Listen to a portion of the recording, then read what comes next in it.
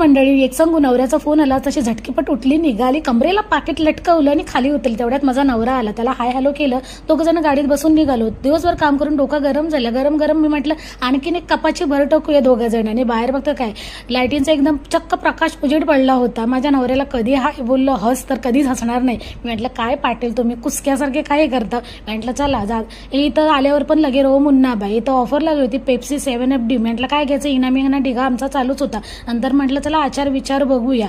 आणि भारतात जायचं ती शॉपिंग आहे, पण ग्रॉसरी वगैरे संपली होती. म्हटलं मग खायचं काय, चला मग तोपर्यंत घेऊया. इथं उशांची कवर दिसली, स्वस्तात मस्त होते कॉटनची. मी म्हटलं घेऊया. आणि बऱ्याचशा इथं वस्तू अशा लागलेल्या मलाच काही कळत नव्हते की काय, जसा माझ्या हातात होता तुम्हाला काय लाईटीचा लॅम्प आहे किंवा काय तोच समजत नव्हतं. नंतर मग इथे बॉटलमध्ये सुकलेली फुलं होती टाकलेली. मी म्हटलं ओली फुलं काय, तो गरमीने कदाचित सुकले असतील त्या बॉटलमध्ये, त्याच्यामुळे. इथं फ्लावर पॉट छान होते. नवरा बोलतो घ्यायला आलीस तोच घे, इथं ग्रॉसरी घ्यायला आलीस तू नाही तोच तिथं बघतेस. तर हो, तुम्ही चॅनलला सबस्क्राईब करायला विसरू नका. चला उद्या भेटू.